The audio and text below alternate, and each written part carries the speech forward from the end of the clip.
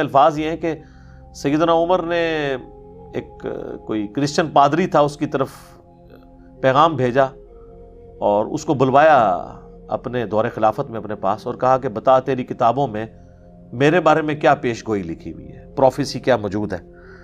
وہ تو قرآن میں موجود ہے۔ سورہ الفتح کی آخری آیت محمد رسول اللہ والذین معہ اشداء علی الکفار رحماء بینہم، اس میں آگے چل کے آتا ہے کہ ان کی یہ صفات، نبی علیہ السلام کی اصحاب کی یہ صفات تورات اور انجیل میں موجود ہے۔ تو حضور علیہ السلام کے ساتھیوں کی تعریف ان کتابوں میں بھی موجود تھی جو پرانی الہامی کتابیں تھیں۔ تو وہ پادری کہنے لگا کہ آپ کے بارے میں لکھا ہے کہ آپ قرن ہیں۔ تو انہوں نے کہا کیا مطلب قرن کا؟ تو وہ کہنے لگا کہ ایک مضبوط آہنی دیوار ہیں آپ، اور یہ بات بالکل ٹھیک ہے۔ بخاری مسلم میں حدیث ہے، میری امت اور فتنوں کے درمیان دروازہ عمر ہے، جب اسے توڑ دیا جائے گا تو میری امت پہ فتنے شروع ہو جائیں گے۔ ہم سیدنا ابو بکر اور عمر کی خلافت کو خلافت محفوظہ سمجھتے ہیں، حضرت عثمان و علی کی خلافت بھی خلافت راشدہ ہے، لیکن وہ خلافت مفتونہ ہے، فتنوں کا دور ہے۔ اصل میں جو گولڈن پیریڈ ہے نا خلافت کا، وہ حضرت ابو بکر اور عمر کی خلافت ہے رضی اللہ عنہما۔ خود حضور جب کہہ رہے ہیں کہ عمر کے بعد فتنے شروع ہو جائیں گے، تو اس حدیث کے تحت اس کا قرن کہنا وہ بالکل درست تھا۔ پھر انہوں نے پوچھا کہ اس کے بعد جو خلیفہ آئے گا، اچھا یہ حدیث جو ہے نا ابو داؤد کی، اسے شیخ البانی اپنے منہج کی غلطی کی وجہ سے ضعیف کہتے ہیں، لیکن حدیث بالکل سونے کی مہر صحیح حدیث ہے۔ شیخ زبیر صاحب نے دارالسلام کی آپ ابو داؤد کھولیں، اس پہ صحت کا حکم لگایا، اسی لیے ہم نے کربلا والے ریسرچ پیپر میں اس حدیث کو ڈالا ہے۔ تو انہوں نے پوچھا کہ اس کے بعد جو خلیفہ ہوگا، ان کا خلیفہ تو نیک ہوگا لیکن اپنے رشتہ داروں کو نوازے گا، وہ اس میں اقربا پروری ہوگی۔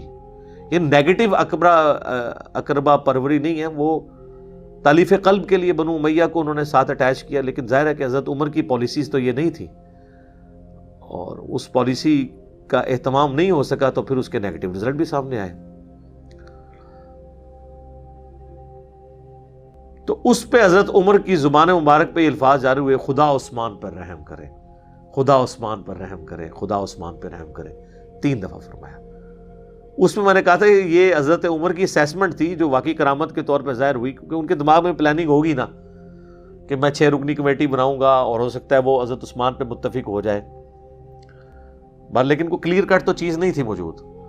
تو یہ کوئی کشف نہیں تھا ان کو ہوا، ان کی اسیسمنٹ تھی۔ قریبی لوگ جانتے ہوتے ہیں کہ کسی شخص کی عادتیں کیا ہے۔ اس حوالے سے میں نے کربلا والے ریسرچ پیپر میں کئی ایک احادیث بھی شامل کی ہیں، حضرت عثمان کا جو اپنے رشتہ داروں کے ساتھ نرمی والا رویہ تھا حضور کی مبارک زندگی میں بھی، اور اس کی وجہ سے ان کو بعد میں کیا نقصان اٹھانا پڑا، کوالٹیز پائی جاتی ہیں۔ خدا عثمان پہ رحم کرے کہ وہ ایسا یعنی معاملہ ان سے نہ ہو۔ باقی یہ کہ وہ جو معاملات ہوئے اس کی وجہ سے پھر میں سمجھتا ہوں کہ سیدنا عثمان کی شہادت ان کی غلطیوں کا کفارہ بن گئی اس حوالے سے۔ آج کی ڈیٹ میں ہم انہیں کوئی متون نہیں کر سکتے۔ وہ بخاری میں بڑی ڈیٹیل حدیث ہے نا، ایک صحابی نے خواب دیکھا تھا کہ آسمان سے گھی اور شہد ٹپک رہا ہے، اور رسول اللہ صلی اللہ علیہ وآلہ وسلم ایک رسی لٹکی ہے، اس سے اوپر چڑھ گئے، اور پھر دوسرے شخص نے وہ رسی پکڑ لی، وہ بھی اوپر چڑھ گیا، یعنی حضرت ابو بکر۔ پھر تیسرے شخص نے رسی پکڑی، وہ بھی اوپر چلا گیا، یعنی حضرت عمر۔ پھر جب چوتھے شخص نے رسی پکڑی، یعنی حضرت عثمان، تو رسی ٹوٹ گئی۔ پھر حدیث میں الفاظ ہیں اس رسی کو اس کے لیے جوڑ دیا گیا، تو وہ بھی اوپر چڑھ گیا۔ تو یہ تکلیفوں والا تو معاملہ تھا نا۔ بخاری مسلم میں حدیث ہے، نبی علیہ السلام ایک باغ میں ایک کنویں کی منڈیر پہ بیٹھے ہوئے تھے، تو باغ کے دروازے پہ دستک ہوئی۔ وہ باغ آپ کا نہیں تھا، کسی صحابی کا تھا۔ آپ نے فرمایا جو کوئی بھی ہے نا اس کو جنت کی بشارت دے دو۔ دروازہ کھولا تو حضرت ابو بکر، تو انہوں نے کہا رسول اللہ نے آپ کے لیے جنت کی بشارت دی ہے۔ تو حضرت ابو بکر آئے، نبی علیہ السلام نے ان کو دائیں طرف بٹھا لیا اس کنویں کی منڈیر پہ۔ تھوڑی دیر بعد پھر دستک ہوئی، بخاری مسلم کے الفاظ ہیں، نبی علیہ السلام فرمایا اب بھی جو آیا نا اس کو جنت کی بشارت دو۔ دروازہ کھولا تو حضرت عمر، حضور علیہ السلام نے ان کو اپنے بائیں طرف بٹھا لیا۔ तीसरी दफ़ा जब दस्तक हुई तो आप फरमाया अब जो आया ना उसे भी जन्नत की बिशारत दो, लेकिन उन मुसीबतों और तकलीफ के साथ जो उसे पहुंचेंगी। दरवाज़ा खोला तो हज़रत उस्मान थे। यानी हुजूर को ये बताया गया था कि इनके आखिरी वक्त में इनको इन आजमाइशों से गुजरना पड़ेगा। तो उस सहाबी ने हज़रत उस्मान को कहा कि मैं आपके लिए जन्नत की बिशारत है, लेकिन हुजूर ने कहा उन तकलीफ़ों के साथ जिनसे आपको गुजरना पड़ेगा, उन फितनों और आजमाइशों के साथ। तो उनका मैं अल्लाह की पनाह में आता हूँ उन आजमाइशों के अगेंस्ट। तो आजमाइश तो टाल नहीं सकते जो अल्लाह ने मुकद्दर की है। तो रावी कहते हैं कि दाएं बाएं तो जगह ख़त्म हो चुकी थी, तो हुजूर के सामने हज़रत उस्मान आके बैठ गए। तो रावी हदीस कहते हैं मैंने इसकी ताबीर ये की है कि अबू बकर और उमर हुजूर के साथ दफन हुए हैं और हज़रत उस्मान की कब्र जो है ना हुजूर के कब्र अथर के बिल्कुल सामने है, बकीए गरकत में। एग्जैक्टली आप हज़रत उस्मान की कब्र पे खड़े हो ना, बिल्कुल नाक की सीध में, रोज़ा शरीफ की सीध में है वो, गुम्बद खजरा के नीचे कब्र मुबारक है ना, एग्जैक्टली वहां पे मौजूद है। तो इन आजमाइशों का तो ये नहीं पता था कि उन्हें गुजरना पड़ेगा। जामे तिरमिज़ी में हदीस है, नबी इस्लाम के पास से एक शख्स गुजरा जिसने सर पे चादर ओढ़ी हुई थी, तो आपने उसकी तरफ इशारा करके फरमाया कि फितनों के दौर में ये शख्स हक पर होगा। तो वो सहाबी कहते हैं मैंने देखा तो वो हज़रत उस्मान थे, तो मैंने हज़रत उस्मान का चेहरा हुजूर की तरफ करके मैंने कहा कि हज़रत उस्मान के बारे में आपने बात की, तो आपने फरमाया हाँ। फिर तिरमिज़ी में हदीस है कि हज़रत उस्मान ने कहा कि मुझसे रसूलुल्लाह ने एक अहद लिया था, मैं अपने उस अहद के ऊपर कायम हूँ, हत्ता कि मैं यानी मर जाऊँ, रसूलुल्लाह के पास मुलाकात के लिए पहुँच जाऊँ। वो अहद यही था कि इस तकलीफ से तुम्हें गुजरना पड़ेगा, सब्र करना। बुखारी मुस्लिम में हदीस है कि मुसलमान को कोई भी दुख, दर्द या अंदेशा भी पहुंचता है ना, उसके अगेंस्ट भी अल्लाह ताला उसके गुनाहों को मुआफ़ कर देता है। तो सैयदना उस्मान से बहैसियत इंसान जो कोई इज्तिहादी खता हुई, तो उनकी शहादत उनकी सारी खताओं के ऊपर, उनकी पहले की ज़िंदगी, इस्लाम के लिए कुर्बानियाँ, 3 मौके पर जन्नत की बिशारत तिरमिज़ी में जो आया, एक दफ़ा कुआं अल्लाह की राह में खैरात किया, एक दफ़ा मस्जिद नबवी के लिए ज़मीन खैरात कर दी, एक दफ़ा ग़ज़वा तबूक के मौका पर कितने जिहाद में जाने वाले लोगों को सामान दिया। ये सब चीज़ें उनकी ज़िंदगी में बहुत बड़ी कुर्बानी है। उसके अलावा अशरम बशरा वाली हदीस में जन्नत की बिशारत अलग से मौजूद है। उससे भी बढ़ के मैं जो सादा समझता हूँ ज़ुन नौरैन होना, कि नबी इस्लाम की अपनी 2 हकीकी बेटियों का ये के बाद दीगरे उनके अक़द में आना, ये बहुत बड़े फ़ज़ाइल हैं। इसके अगेंस्ट किसी की ज़िंदगी में 2-4 जगह पे कहीं पे बहैसियत इंसान कुछ मिस हैंडलिंग हो, तो उसकी ज़िंदगी को आप 0 से मल्टीप्लाई नहीं कर सकते। हज़रत उस्मान रज़ी अल्लाह ताला अन्हु के बारे में जो हज़रत उमर के कमेंट्स थे, वो कोई कश्फ इल्हाम से नहीं थे, उनकी असेसमेंट की वजह से। जैसे साथी लोग आपस में एक दूसरे को जानते होते हैं कि किसी का एटीट्यूड किस किस्म का है, तो उस तरह के कई एक ज़िंदगी में हज़रत उस्मान के वाक़यात मौजूद थे कि जो उनसे बाज़ औक़ात अपने रिश्तेदारों के मामले में यानी शफ़क़त का पहलू गालिब हुआ। वो आज टॉपिक नहीं है, आप करबला वाले रिसर्च पेपर में कई एक चीज़ें पढ़ सकते हैं। एक कातिब वही जो मुर्तद हो गया था, हज़रत उस्मान का रिश्तेदार था, सुनन नसाई में डिटेल हदीस मौजूद है। आपने फरमाया ग़िलाफ़े काबा में भी पाओ, इसे कत्ल कर देना। हज़रत उस्मान ने उसे पनाह दे दी, हुज़ूर के सामने जो है वो पेश किया। अब्दुल्ला बिन साद अबी सरा, तो नबी इस्लाम ने अपना चेहरा अनवर फेर लिया, दूसरी तरफ से आके पेश किया, या रसूलल्लाह इसकी तौबा। हालांकि हुज़ूर तो फरमा चुके थे कि ग़िलाफ़े काबा में लिपटा हो, बाकी 3 कत्ल हो गए, इसको तो पनाह मिल गई थी। और हुज़ूर तो नहीं चाहते थे पनाह मिले, क्योंकि ये कातिब वही था और मुर्तद हुआ था। कातिब वही मुर्तद हुआ हो तो फिर मामला तो बड़ा ख़तरनाक है। 3 दफ़ा ऐसे हुआ, चौथी दफ़ा नबी इस्लाम ने शफ़क़त फरमाई, ठीक है। जब वो चला गया तो आपने फरमाया कि तुम में कोई एक शरीफ आदमी भी ऐसा नहीं था कि वो देख रहा हो कि मैं अपना रुख अनवर फेर रहा हूँ तो उठ के इसको कत्ल कर देता, जिसके बारे में उस्मान मुझसे पनाह मांग रहा था। जब मैंने हुक्म दिया था कि ग़िलाफ़े काबा में भी लिपटा हुआ तो कत्ल कर दो, तो तुमने इस चीज़ का क्यों किया कि मैं तुम्हें डायरेक्टली हुक्म दूँ? मेरा चेहरा अनवर फेरने से तुमने समझ नहीं लिया कि इसे मार दो? तो साहबा ने कहा, या रसूल आप अगर हमें एक दफ़ा आँख से इशारा कर देते ना तो हम इसे उधर ही तिक्का बोटी कर देते। तो नबी इस्लाम फरमाया कि नबी के लिए इशाया नहीं कि वो आँख से किसी को इशारा करे, ये उसके अखलाक से बुलंद तर चीज़ है। लेकिन नबी इस्लाम को ज़ाहिर है कि, और फिर यही जो है ना, ये मिस्र का गवर्नर था, इसी की वजह से हज़रत उस्मान के लोग खिलाफ हुए اور وہ دیکھیں کس جگہ ایک معاملہ مس ہینڈل ہوا اور اس کے ایفیکٹس کہاں تک جا کے نکلے. اس کو ویسے پنجابی میں ایک محاورہ بولا جاتا ہے کہ ہاتھاں نال لائیاں ہوئیاں گنڈاں جہڑیاں نے وہ دنداں نال کھولنیاں پیندیاں نے. یعنی جو ہاتھ سے آپ گرہ لگاتے ہیں نا وہ پھر اتنی مضبوط لگ جاتی ہے کہ وہ ہاتھ سے نہیں کھولتی, پھر دانتوں سے کھولنی پڑتی ہے. اس طرح کی ایکٹیویٹیز. اس طریقے سے مروان اور اس کے باپ حکم کو نبی الاسلام نے شہر بدر کر دیا تھا. حضرت ابوبکر کے دور میں حضرت عثمان نے بڑی کوشش کی, رشتہ دار تھے کہ ان کو اندر لے آئیں. حضرت ابوبکر نے نہیں اجازت دی, حضرت عمر نے اجازت نہیں دی. اپنے دور میں وہ لے آئے, اپنی بیٹی کا بھی نکاح کر دیا کہ شاید یہ سدھر گئے ہوں. اور وہی مروان ہے جس نے مور لگا کے تو وہ محمد نبی بکر اور باقی لوگوں کے لیے قتل کا فتویٰ جاری کیا تھا, جس کی وجہ سے اہل مصر ان کے خلاف ہوئی. حضرت عثمان کا محاصرہ کر کے انہیں شہید کر دیا. تو اس کے پیچھے بھی وہ ایک رشتہ داری والی شفقت. پھر مسلم شریف میں جو حدیث ہے, جو ولید بن عقبہ جو ان کا ستیلا بھائی تھا حضرت عثمان کا, اسے کوفے کا گورنر لگایا, وہ اس نے شراب پی کے نماز پڑھائی. مسلم شریف میں آتا ہے, سلام پھیر کے کہتا ہے میں 2 پڑھائیاں نے, یہ 4 پڑھائیاں نے. اسے پتہ ہی نہیں تھا. شکایت پہنچی, کوڑے بھی لگوائے گئے. حضرت علی موجود تھے, حضرت عثمان نے کہا اسے کوڑے لگاؤ. حضرت علی نے حضرت حسن ابن علی سے کہا کہ اٹھ اسے کوڑے لگا. تو حضرت حسن نے اپنے باپ کے بھی حکم نہیں مانا. انہوں نے کہا جو ان کی میٹھی کھاتا ہے وہی کڑوی بھی چکھے, کیوں اس طرح کے گورنر ہمارے اوپر لگاتا ہے. یعنی اس کا مطلب تھا پھر بنو امیہ بنو ہاشم کی جنگ شروع ہو جائے گی, ایک کولڈ وار. تو حضرت حسن وہاں سے چلے گئے, حضرت علی اپنے باپ کا حکم نہیں مانا. اتنی ناراضگی تھی, وہ سمجھتے تھے کہ یار کیوں اس طرح کے لوگ ہم پہ مسلط کیے ہیں حضرت عثمان نے.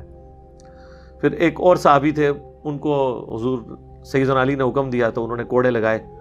40 پہ پہنچ کے انہوں نے کہا کہ رسول اللہ صلی اللہ علیہ وسلم 40 لگواتے تھے, حضرت ابوبکر نے بھی 40 لگوائے, حضرت عمر نے 80 لگائے. مجھے دونوں پسند ہیں لیکن 40 پہ اکتفا کرتے ہیں, 80 بھی لگوا سکتے تھے. تو وہ آہستہ آہستہ ساری چیزیں پائل اپ ہوتی گئی. پھر صحیح بخاری میں آتا ہے کہ حضرت عثمان کے گورنروں کی شکایت جب حضرت علی کے پاس آئی کہ یہ مال غنیمت کو اس طریقے سے تقسیم نہیں کرتے, تو حضرت علی نے اپنے بیٹے محمد بن حنفیہ کو, جو حنفیہ نامی عورت سے ایک دوسرا بیٹا تھا, اس کو بھیجا ایک نبی اسلام کی تحریر دے کے کہ جاؤ عثمان کو کہو کہ اپنے گورنروں کو اس تحریر کے مطابق حکم دیں کہ وہ مال غنیمت تقسیم کریں. تو وہ کہتے ہیں کہ میں جب لے کے پہنچا تو حضرت عثمان نے کہا کہ مجھے اس تحریر کی حاجت نہیں ہے. وہ کہتے ہیں میں لے کے واپس آیا, حضرت علی کو اپنے باپ کو بتایا تو حضرت علی نے کہا کہ اس تحریر کو نا وہیں رکھ دو, اسی طاقچے میں جہاں سے اٹھائی تھی. اس پہ محمد بن حنفیہ کہتے ہیں اگر میرے باپ نے عثمان کے خلاف کبھی کھڑا ہونا ہوتا تو یہ موقع تھا جب رسول اللہ کی تحریر انہوں نے واپس کر دی, تو حضرت علی نے اس وقت بھی ٹالریٹ کیا. اس کی تعبیر بعض سنیوں نے کیا کہ وہ انہوں نے کہا کہ میرے پاس فوٹو کاپی رکھی ہوئی ہے. فوٹو کاپی نہیں تھی جناب. تو وہ اس طرح کئی ایک چیزیں جمع ہوتی رہی. تو وہ پھر ایک جمع ہوتے ایک انبار لگ گیا. تو وہ پھر آزمائشیں جو ہے نا وہ آئیں. ایک تلخ حقیقت ہے اس بارے میں, یعنی مولانا مودودی رحمہ اللہ تعالیٰ نے خلافت الملوکیت میں قلم اٹھایا ہے, اس کے اوپر بڑا جذباتی کومنٹس کیے ڈاکٹر اسرار صاحب رحمہ اللہ تعالیٰ نے. تو جذباتیت کو سائڈ پہ رکھ کے علمی بات کریں کہ یہ جو کچھ حقائق ہیں یہ تاریخ کی کتابوں میں نہیں ہے, حدیث کی کتابوں میں. جو میں نے کربلا والے ریسرچ پیپر میں بھی 5B میں آپ جا کے ahlsunnatpak.com سے ڈاؤن لوڈ کریں.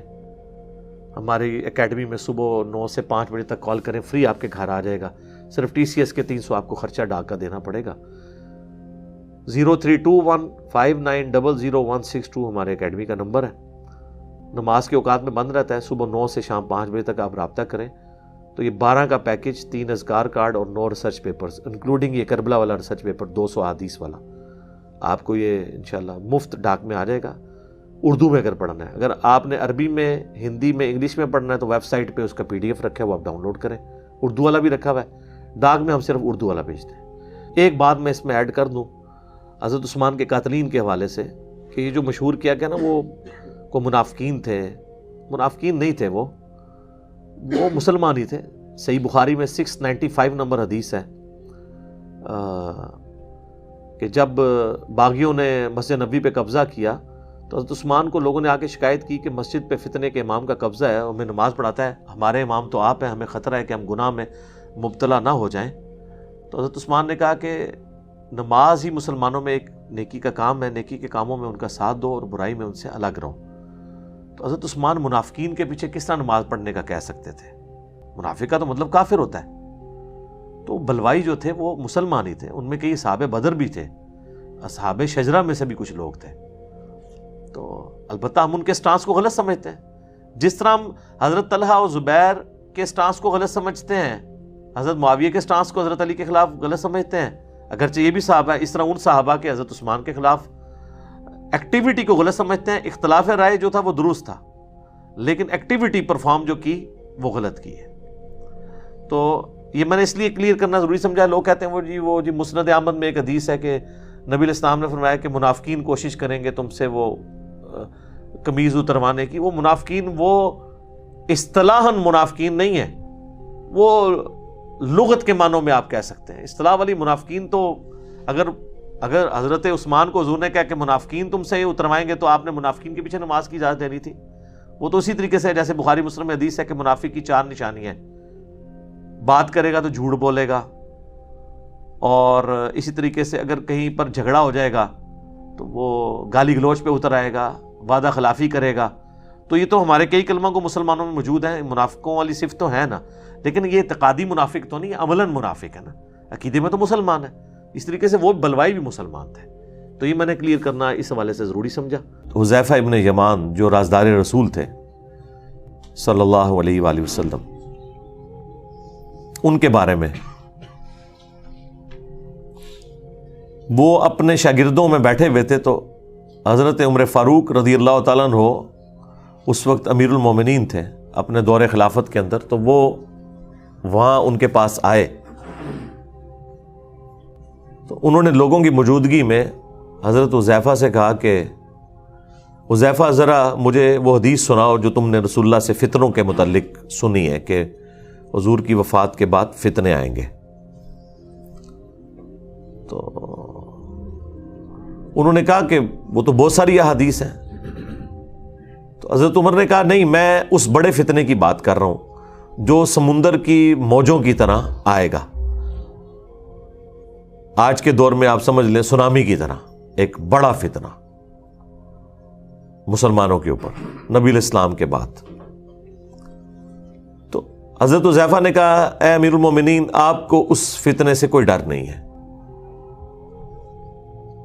اس لیے آپ تو بے فکر رہیں، آپ کا اس فتنے سے کوئی لینا دینا نہیں، آپ اس فتنے میں مبتلا نہیں ہوں گے۔ تو البتہ فتنوں اور امت کے درمیان ایک دروازہ ہے، جب تک وہ دروازہ نہیں کھلے گا نا، وہ فتنے اس امت پہ آئیں گے ہی نہیں۔ تو سیدنا عمر نے کہا کہ مجھے بتاؤ وہ دروازہ کھولا جائے گا یا توڑا جائے گا؟ تو حضرت حذیفہ ابن یمان نے کہا کہ وہ دروازہ کھولا نہیں جائے گا، اسے توڑا جائے گا، یعنی زبردستی وہ دروازہ ہٹایا جائے گا، جس کی وجہ سے امت کے اوپر فتنے اور آزمائشیں شروع ہو جائیں گی۔ تو بس یہ گفتگو کر کے حضرت عمر وہاں سے چلے گئے۔ اب شاگردوں کو پھر کھلبلی بچ گئی کہ کوڈ ورڈز میں باتیں کر رہے ہیں کہ سمندر کی موجوں کے معنی دیکھ فتنہ آئے گا، ٹھیک ہے جی، اور وہ ایک دروازہ ہے جسے توڑا جائے گا، کھولا نہیں جائے گا۔ تو آبویس ہے کہ جو پاس لوگ بیٹھے تھے انہوں نے کہا حضرت یہ آپ لوگ آپس میں جو معرفت کی باتیں کر رہے ہیں، یہ ہمیں بھی ذرا بتائیں کہ یہ کیا باتیں آپ آپس میں کر رہے ہیں۔ تو بخاری مسلم میں الفاظ ہیں، حضرت حذیفہ ابن یمان کہتے ہیں کہ حضرت عمر تو ویسے ہی مجھ سے پوچھ رہے تھے، وہ مجھ سے بہتر جانتے ہیں اس حدیث کے متعلق، اور وہ جو دروازہ ہے نا جسے توڑا جائے گا وہ خود حضرت عمر تھے جنہیں قتل کر دیا جائے گا اور اس امت کے اوپر فتنے شروع ہو جائیں گے۔ تو یہ حدیث بخاری مسلم کی بالکل واضح ثبوت ہے کہ اس امت پہ جو فتنے ہیں ان کا آغاز سیدنا عمر کی شہادت سے ہوا، یعنی حضرت عمر کے مبارک دور تک مینجمنٹ اتنی سٹرونگ تھی کہ کہیں سے فتنہ داخل نہیں ہو سکا، اور حضرت عمر کی شہادت کے بعد امت میں فتنے شروع ہو گئے۔ اس لیے وہ مولانا اسحاق صاحب صحیح فرمایا کرتے تھے رحمہ اللہ تعالی کہ حضرت ابو بکر اور عمر کی جو خلافتیں ہیں یہ خلافت محفوظہ ہے، یعنی اسپیشل پروٹیکشن ہے اللہ تعالیٰ کی طرف سے. اور حضرت عثمان اور حضرت علی کی جو خلافتیں ہیں یہ خلافت مفتونہ ہے، یعنی فتنوں کا دور ہے. یعنی خلیفہ برے نہیں تھے، لیکن بہرحال زمانے میں ایسا تغیر لوگوں کے اعتبار سے آ گیا کہ وہ خلافت مفتونہ بن گئی، فتنوں کا دور بن گیا. اب آپ دیکھیں کتنا بڑا ظلم ہے. جو لوگ بھی اس ٹاپک کے اوپر بولتے ہیں نا، چونکہ انہوں نے بنو امیہ کا دفاع کرنا ہوتا ہے، تو آپ دیکھیں گے یہ جتنے بنو امیہ کی چاکری کرنے والے لوگ ہیں، خواہ وہ مکاری سے کر رہے ہوں جس طرح علماء دیوبند ہیں، علماء وہابیہ ہیں اہل حدیث، یا علماء بریلویہ، چاہے اپنے بھول پان میں کر رہے ہوں جس طرح کے ڈاکٹر اسرار صاحب، یہ دونوں بنو امیہ پہ پردہ ڈالنے کے لیے ہمیشہ کہتے ہیں کہ مسلمانوں پہ فتنوں کا آغاز حضرت عثمان کی شہادت تھی، تاکہ وہ کربلا کا رخ کسی اور طرف موڑ دیں. کربلا کے پیرلل میں انہوں نے حضرت عثمان غنی کو کھڑا کیا ہوا ہے. سیدنا عثمان کی شہادت یقیناً مظلومانہ ہے. ہم اگر حضرت عثمان غنی رضی اللہ تعالیٰ عنہ کو مظلوم تصور نہ کریں، خلیفہ راشد تصور نہ کریں، تو ہمارا حضرت علی کے حق میں مقدمہ ویسے ہی ختم ہو جائے گا، کیونکہ حضرت علی کو ہم چوتھا خلیفہ راشد جبھی مانتے ہیں جب ہم تیسرا خلیفہ راشد سیدنا عثمان کو مانیں گے. لہٰذا ہمیں تو کوئی کلیریفیکیشن دینے کی ضرورت ہی نہیں ہے. ہم تو چاروں خلفاء کو مانتے ہیں، اور ہم رسول اللہ کی اس حدیث کو بالکل اس پہ غیبی ایمان رکھتے ہیں جو آپ نے فرمایا تھا ابو داؤد اور ترمذی میں کہ میرے بعد جو کوئی بھی زندہ رہا وہ بہت اختلاف دیکھے گا. اس اختلاف کے دور کے اندر علیکم بسنتی و سنت الخلفاء الراشدین المہدیین، تم میری سنت اور میرے خلفاء راشدین کی سنت کو مضبوطی سے پکڑ لینا اپنی داڑھوں سے، اور دین میں نئی نئی بدعتوں سے بچنا. یہ بدعتیں گمراہیاں ہیں اور یہ گمراہیاں جہنم میں لے جانے والی ہیں. اب نبی الاسلام نے خلفاء راشدین کے جو مخالفین ہیں یا ان کے دور کے اندر جو ان کی مخالفت پہ کھڑے ہونے والے لوگ ہیں، بشرطے کہ وہ خلفاء ان کے اس اختلاف کو صحیح نہ مان لیں. اگر وہ خود مان لیں کہ یار یہ ہماری جو مخالفت کر رہا ہے یہ بندہ ٹھیک بات کر رہا ہے، وہ تو الگ بات. لیکن جہاں پہ خلفاء کی جنگیں آ جائیں یا مخالفت اس لیول پہ آ جائے، وہ پھر معاملہ الگ ہے. تو نبی الاسلام فرمایا کہ تم نے میری اور میرے خلفاء راشدین کی سنت کو لازم پکڑنا ہے. اس لیے دیکھیں کہ ہم حضرت ابوبکر صدیق رضی اللہ تعالیٰ عنہ کے مقابلے پر منکرین زکوٰۃ کو، مرتدین کو نہیں درست سمجھتے. سیدنا عمر کے مقابلے پر رومنز اور پرشینز کو نہیں درست سمجھتے.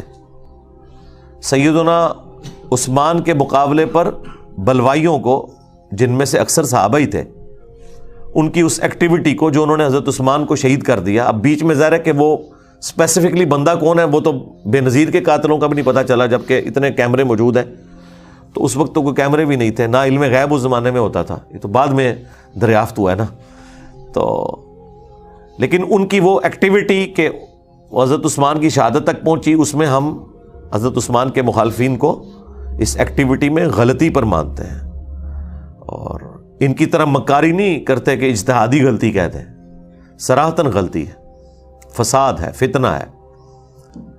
لیکن حضرت عثمان اتنے اپ رائٹ تھے کہ بخاری میں 695 نمبر حدیث ہے، جب ساتھیوں نے پوچھا کہ نماز ہمیں فتنوں کا امام پڑھا رہا ہے اور ہمارے امام آپ ہیں، آپ محصور ہو چکے ہیں اپنے گھر میں، اب ہم نماز اس مسجد میں جا کے پڑھیں یا گھر میں ہی پڑھ لیں؟ تو سیدنا عثمان نے کہا کہ نماز ہی تو مسلمانوں میں ایک اجتماعی نیکی کا کام ہے، نیکی کے کاموں میں ساتھ دو، برائی میں ان سے الگ رہو. اگر وہ یہودی ہوتے تو حضرت عثمان کیسے کہہ سکتے تھے کہ ان یہودیوں کے پیچھے جا کے نماز پڑھو؟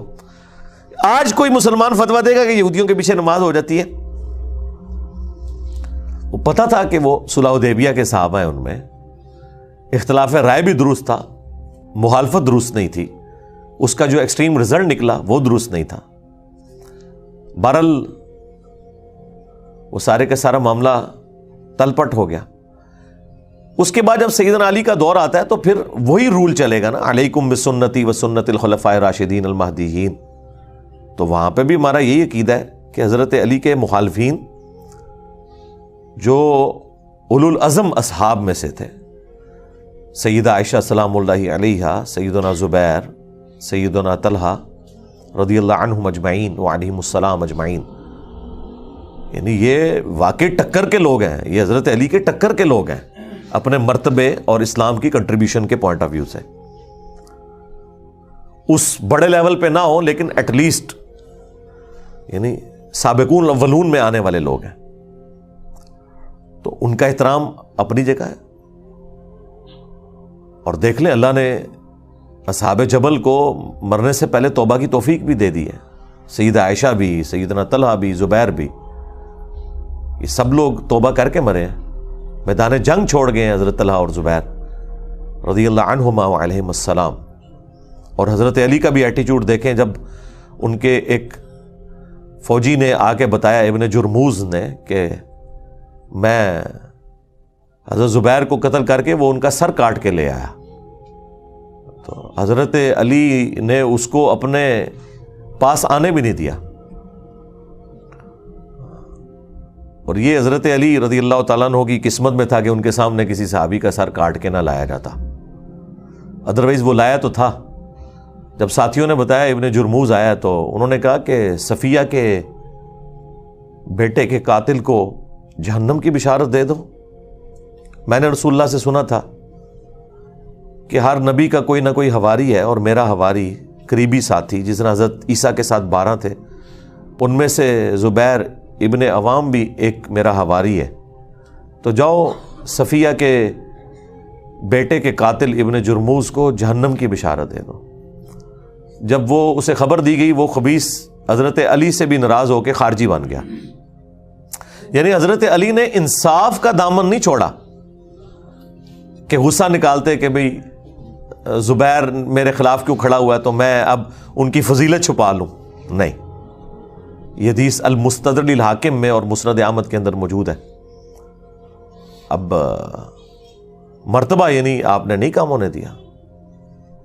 پھر مصنف ابن ابی شیبہ میں ہے، حاکم کے اندر موجود ہے، فضائل صحابہ احمد بن حنبل کی کتاب میں، حضرت طلحہ کا بیٹا ملنے آیا حضرت علی کو، تو حضرت علی نے ان کی دلجوئی کے لیے فرمایا کہ میں اللہ سے امید کرتا ہوں کہ یہ سورۃ الحجر کی جو آیت نمبر 47 ہے کہ اللہ تعالیٰ اہل ایمان کے دلوں سے ایک دوسرے کے خلاف غل اگر کوئی آ گیا، کوئی میل آ گیا، وہ نکال دے گا. ظاہر انسان نہیں کسی کے خلاف میل نکال سکتا، یہ ذہن میں رکھیے گا.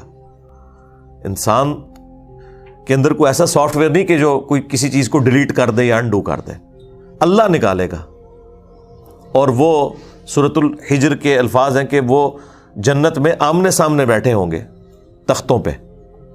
آمنے سامنے انسان اس وقت بیٹھ سکتا ہے جب ایک دوسرے سے نظریں نہ چرائے، یعنی اس لیول تک اللہ تعالیٰ ان کے دلوں کو پاک کر دے گا.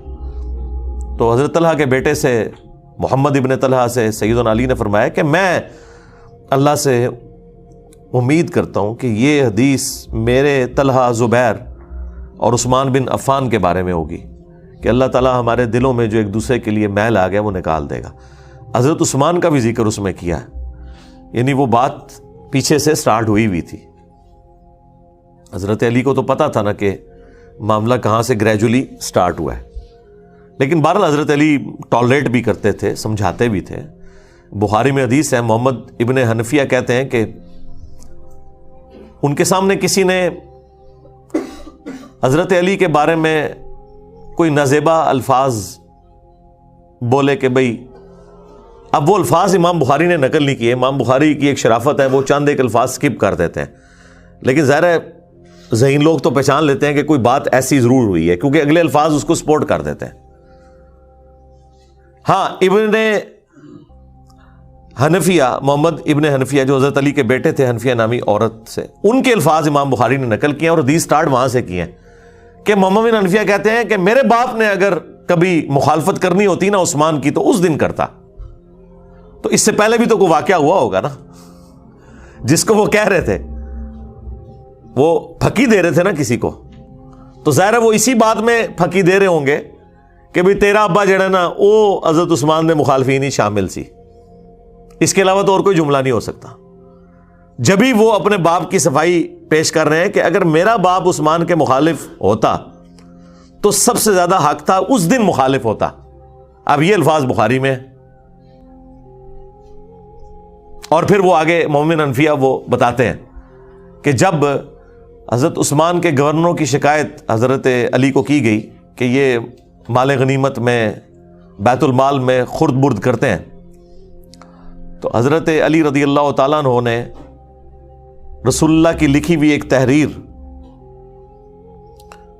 مجھے دی اور کہا کہ بیٹا یہ جا کے عثمان کو دو اور کہو کہ اپنے گورنروں کو یہ رسول اللہ کی لکھی ہوئی تحریر بھیجیں کہ وہ بیت المال میں جو تقسیم ہے وہ اس کے مطابق کریں۔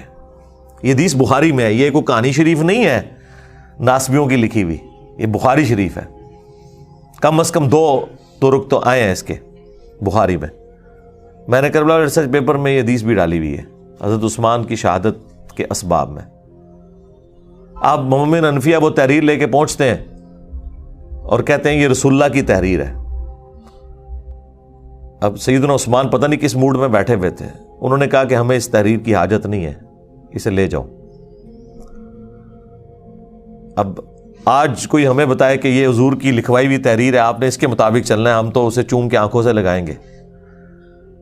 لیکن اس طرح کا ایٹیچیوڈ اس کے بعد انسان کو غصہ ہی آئے گا نا۔ اس لیے مومن انفیہ کہہ رہے تھے کہ وہ دن تھا کہ میرا باپ عثمان کے خلاف کھڑا ہوتا کہ اس نے رسول اللہ کی تحریر کو اس طرح واپس کیا۔ اچھا، اب سنیوں کو پتا ہے یہ سیدھی سیدھی حدیث جو ہے وہ ایک چارج شیٹ بن جائے گی، تو انہوں نے بریکٹ میں پتہ کیا لکھا ہے؟ حضرت عثمان کے پاس اس کی فوٹو کاپی موجود تھی، اس لیے انہوں نے کہا کہ آپ لے جائیں، میرے پاس پہلے ہی موجود ہے۔ تو اندازہ کرو ایک کولوں وچ پایا ہوا ہے۔ تو اب اگر کسی کو بخاری شریف پڑھ کے بخار چڑھے تو وہ پھر اپنا بخار اسی طرح ہی نکالے گا نا۔ خیر وہ لیکن حدیث کے الفاظ اس کی حفاظت کر رہے ہیں نا، کہ مومن انفیہ کہہ رہے ہیں کہ وہ دن تھا کہ میرے باپ کو چاہیے تھا عثمان کے خلاف کھڑا ہوتا کہ اس نے رسول اللہ کی تحریر واپس کی۔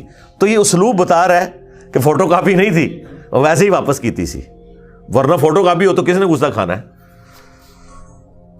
پتہ نہیں سعودی والے نے کوئی فوٹو کاپی مشین لوا کے دیتی اسی مسجد نبوی سے اردو۔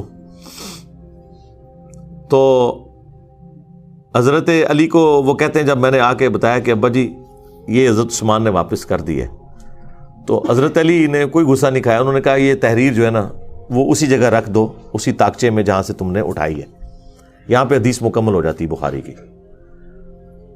تو یعنی وہ اس وقت ڈاؤن فال شروع ہو گیا تھا اس حوالے سے گریجولی۔ نہج البلاغہ میں بھی حضرت علی کی وہ نصیحتیں موجود ہیں جو حضرت عثمان کو کی ہیں انہوں نے، وہ کمال کی نصیحتیں ہیں، وہ پڑھنے والی ہیں۔ اس میں حضرت علی نے جو جملے بولے، کیا عثمان تیرا سٹیٹس پہلے 2 خلفاء والا نہیں ہے، کیونکہ تجھے رسول اللہ کے ساتھ دامادگی کا شرف بھی حاصل ہے۔ سیدنا عثمان کا داماد رسول ہونا نہج البلاغہ میں شیعہ کی کتاب میں ثابت ہے، اسی نصیحت کے اندر جو ان کا خطبہ کہہ لیں یا مکتوب کہہ لیں۔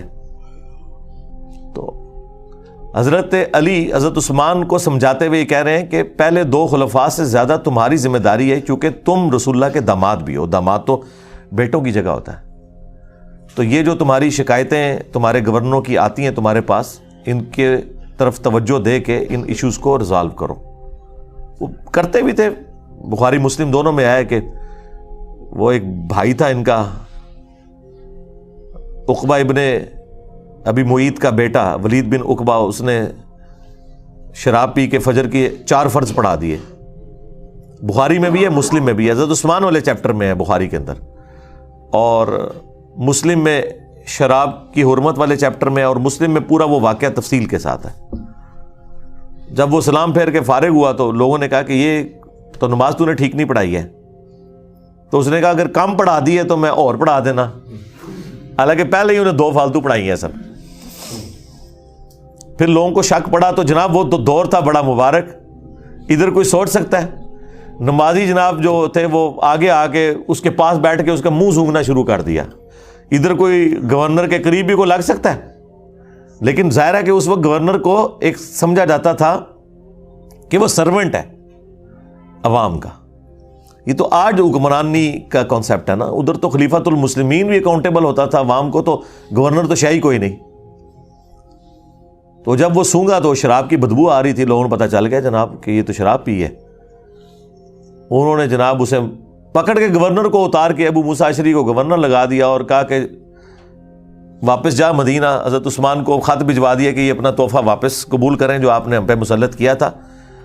تو اور یہاں سے مینجمنٹ کمزور ہوگی کہ خلیفہ وقت کے ہوتے ہوئے عوام ڈیسیژن کر رہی ہے کہ وہ خلیفہ سے پوچھے بغیر اس کا گورنر ہٹا رہی ہے، خود ہی عدالت لگا کے، اور اس کی جگہ ایک نیا گورنر لگا رہی ہے. یعنی یہ اسلام کی تاریخ میں یہ سٹارٹ تھا حضرت عثمان کی خلافت کی کمزوری کا، جو ان کے دور خلافت میں آئی کہ لوگوں نے قانون ہاتھ میں لینا شروع کر دیا. خیر جب وہاں پہنچا تو حضرت عثمان نے کہا کہ میں لوگوں کی چیما گوئیاں سن رہا ہوں کہ یہ اب اپنے بھائی کو سزا نہیں دے گا، تو میں تو اسے نہیں چھوڑوں گا. دربار لگایا گیا، حضرت علی چیف جسٹس تھے. حضرت علی کو حضرت عثمان نے کہا لگائیں اس کو کوڑے جتنے بنتے ہیں اس کے. تو حضرت علی نے حسن ابن علی سے کہا کہ بیٹا اٹھو اور 40 کوڑے لگاؤ اسے. تو حضرت حسن نے کہا کہ جو ان کی میٹھی کھاتا ہے وہی کڑوی چکھے، یعنی حضرت عثمان کی طرف اشارہ کیا کہ عثمان اس کا بینیفیشری ہے اس حوالے سے کہ انہوں نے اپنے ریلیٹیوز کو گورنری کے عہدے پہ لگایا ہوا ہے. باقی ظاہر ہے ان سے کوئی کھاتے پیتے تو نہیں تھے، لیکن ظاہر ہے ایک رشتہ داری تو وہ نبھا رہے تھے. تو اب کڑوی بھی یہی چکھے، کیونکہ اس زمانے میں قبائلی تعصب بہت زیادہ تھا. بنو امیہ بنو ہاشم کی لڑائیاں تو رسول اللہ کی بعثت سے پہلے سے تھیں، ان کا آپس کا جیلسی فیکٹر. تو اس کی طرف ان کا اشارہ تھا کہ میں یہ کام نہیں کروں گا. تو حضرت علی نے اس کا کوئی برا نہیں مانا. حضرت حسن وہاں سے چلے گئے، باپ کی بات نہیں مانی، آپ اندازہ کریں. اور یعنی اس سے آپ اندازہ کریں کہ اس زمانے میں کتنا ان گورنروں کے بارے میں نفرت پائی جاتی تھی. تو مسلم شریف کے الفاظ ہیں، پھر حضرت علی نے اپنے دوسرے بیٹے عبداللہ ابن جعفر، جو بھتیجا بھی لگتا تھا اور بیٹا بھی، بیٹا اس لیے کہ اس کی والدہ کے ساتھ حضرت جعفر کی وفات کے بعد حضرت ابو بکر نے شادی کی تھی، اس سے محمد بن ابی بکر پیدا ہوئے تھے اور وہ بھی حضرت علی کے زیر کفالت تھے. یہ 2 بیٹے تھے بڑے لاڈلے، محمد بن ابی بکر اور عبداللہ بن جعفر، جو والدہ کی طرف سے تھے. اور عبداللہ بن جعفر کو تو اپنی بیٹی زینب بھی دے دی حضرت علی نے، وہ داماد بھی بنے بعد میں.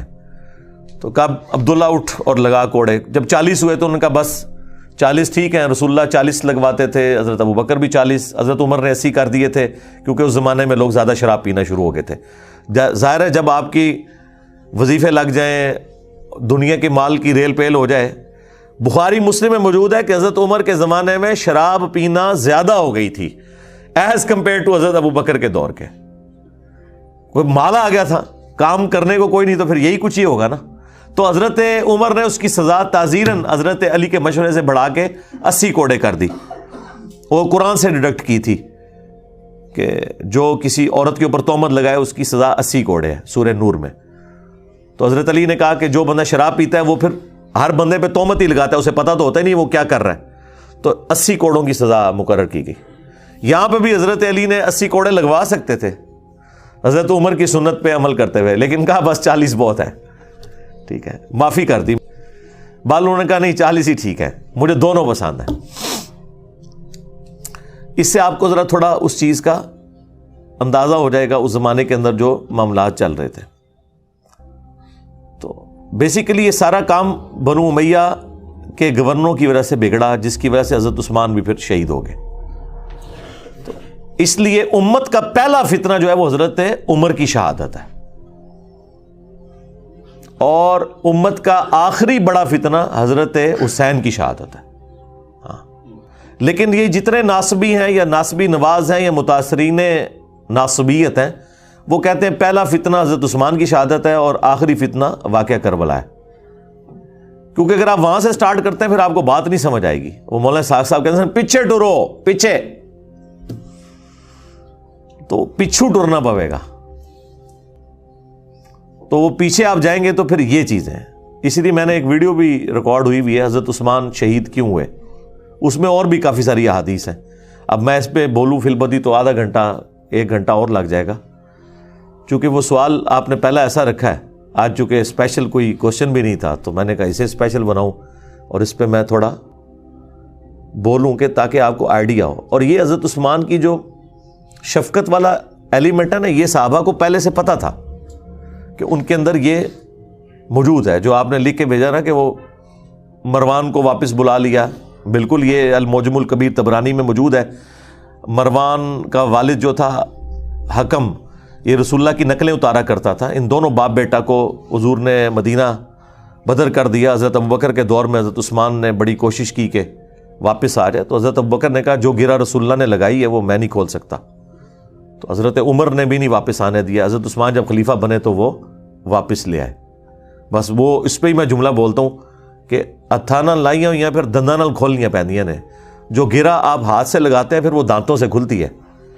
وہی مروان حضرت عثمان کی شہادت کا سبب بھی بن گیا, جسے حضرت ابوبکر عمر نے بھی حضور کی وجہ سے انٹر نہیں ہونے دیا تھا مدینے میں. اپنی بیٹی بھی دے دی, اسے داماد بنا لیا. اپنی طرح سے تو نیکی کی کہ شاید یہ انسان کا بچہ بن جائے. اور یہ پورے اخلاص کے ساتھ سیدنا عثمان نے کیا, کوئی بدنیتی نہیں تھی. دیکھیں ایک بندے کا پورا ٹریک ریکارڈ ہے جس کی پوری زندگی قربانیوں سے عبارت ہو, کسی ایک خاص موقع پہ جا کے وہ کچھ مس ہینڈلنگ کر دے. یہ امپلائڈ ہوتا ہے کہ وہ مس ہینڈلنگ کو آپ نے اس کی پوری زندگی کے کریکٹر میں سمجھنا ہے, نہ کہ یہ کہ اس ایک مس ہینڈلنگ کی بنیاد پہ آپ اس کی اسلام کے لیے خدمات کو 0 سے ملٹیپلائی کرتے ہیں. یہ رافضی کرتے ہیں کہ وہ حضرت عثمان کے چند ڈیسیژنز کو لے کے ان کی پوری زندگی کو اس سے 0 سے ملٹیپلائی کرتے ہیں. ہم پوری قربانیاں ان کی دیکھتے ہوئے یہاں پہ مس ہینڈلنگ کو سمجھتے ہیں کہ یہ ان کی شفقت کا ایک ایلیمنٹ تھا. اور میں اس کو پرسنلی خود سمجھ سکتا ہوں, میرے اندر بھی یہ والا ایلیمنٹ ہے کہ میں ٹالریٹ بہت زیادہ کرتا ہوں. اس کی وجہ سے بعض اوقات اپنے اسٹوڈنٹس کی گالیاں بھی کھانی پڑتی ہیں, لیکن میری کوشش ہوتی ہے اگر کسی کو ڈھیل دی ہے نا, این ممکن ہے کہ وہ پلٹ آئے اگر اس کے اندر کوئی آپ سمجھ لیں حق کا مادہ موجود ہے. لیکن اس کے باوجود اگر وہ بار بار اس طرح کی وہ ایکٹیویٹی پرفارم کرے, پھر میں ظاہر ہے کہ صرف نظر نہیں کرتا, پھر میں حضرت عمر کی طرح سخت ہو جاتا ہوں. لیکن پہلے حضرت عثمان والی نرمی میرے اندر موجود ہوتی ہے اپنے ہر اس اسٹوڈنٹ کے لیے جس کے لیے میں چاہتا ہوں کہ یار اس کے اندر کوئی اصلاح کا معاملہ ہو سکتا ہے. اب مجھے وہ تفصیلات بتانے کی ضرورت نہیں, نہ عام بندوں کو اس کی ضرورت ہے, وہ ہمارے مینیجریل ایشوز ہوتے ہیں. لیکن جب ونس مجھے کلیئر ہو جائے نا, کرسٹل کلیئر, پھر میں حضرت عثمان والا ایٹیچیوڈ نہیں کرتا. شروع میں رکھتا ہوں, بعد میں پھر حضرت عمر والا ایٹیچیوڈ. سیدھی سی بات ہے, پھر والی بات نہیں ہوگی. تو یہ مروان ہی پھر اسی نے مور لگائی تھی, آپ کو پتا ہے, محمد بن ابی بکر اور 300 ساتھیوں کے قتل کا فتویٰ لکھ دیا تھا جب مصر کے گورنر کی شکایت آئی تھی. تو حضرت عثمان نے تو یہ لکھوایا تھا کہ وہ گورنر معزول اور محمد بن ابی بکر گورنر, اور مروان نے خاتمہ لکھا کہ جیسے ہی یہ پہنچے ان ساروں کو قتل کر دو, اور خط لادہ سے حضرت عثمان کی مور لگا کے بھیج دیا. وہ تو راستے میں جب وہ ایک گھوڑ سوار جا رہا تھا تو محمد بن ابی بکر کی نظر پڑ گئی, وہ بڑے شارپ تھے, انہیں کہا کام پہ ہے ساڈے نال, منو نہ منو, اس کو پکڑا دو. خط نکل آیا, پھر وہ سارے واپس آ گئے. حضرت عثمان کے گھر کا گھیراؤ کیا 40 دن تک, پانی تک بند کر دیا. تو وہ غصہ تو وہ صحیح نکال رہے تھے, لیکن جو ایکٹیویٹی پرفارم کر دی وہ بہت ایکسٹریم تھی. اور دوسری طرف حضرت عثمان کی بھی شرافت ہے کہ انہوں نے اپنے حق میں کوئی تلوار کسی کو نہیں اٹھانے دی. ان کو تو اندازہ نہیں تھا کہ یہ پروٹیسٹ جو ہے اس لیول تک چلا جائے گا. اور وہ جو گورنر تھا مصر کا, عبداللہ بن سعد ابی سرا, وہ بھی حضرت عثمان کا بھائی لگتا تھا رشتے میں, اور یہ وہی تھا جو کاتب وہی مرتد ہو گیا ہوا تھا. سنن نسائی اور ابو داؤد میں حدیث ہے. اور حضور نے 4 بندوں کے لیے فرمایا تھا کہ یہ غلاف کعبہ میں بھی چھپے ہونا, انہیں قتل کر دینا ہے. یہ بھی لحاظ نہیں کرنا کہ غلاف کعبہ کے اندر ہے کہ کعبے کی حرمت ہے, ان کے لیے حرمت بھی اٹھ جائے گی. ان میں سے ایک بندہ تھا حضرت عثمان نے اسے اپنے گھر چھپا لیا. سنن نسائی میں، ابو داؤد میں، یہ میں نے کربلا والے ریسرچ پیپر میں ڈالا ہوا ہے سب کچھ. اللہ کے حضور کے سامنے پروڈیوس کر دیا، کہا یا رسول اللہ میرے کہنے پہ اسے معاف کر دیں. اب یہ تو بنتا ہی نہیں تھا. جب اللہ کے نبی کا حکم آ گیا تو وہ تو سب سے اوپر ہے. اب حضور کو غصہ تو آیا، ناراضگی تو ہی، آپ نے اپنا چہرہ انور پھیر لیا. حضور کے غصے کا اظہار بس اتنا ہی ہوتا تھا، اور یہ بہت بڑی بات ہوتی تھی، آپ چہرہ انور پھیر لیں. حضرت عثمان دوسری طرح سے آیا، یا رسول اللہ میرے کہنے پہ معاف کر دیں. ٹھیک ہے، 3 دفعہ ریکویسٹ کی، آپ چہرہ پھیرتے رہے.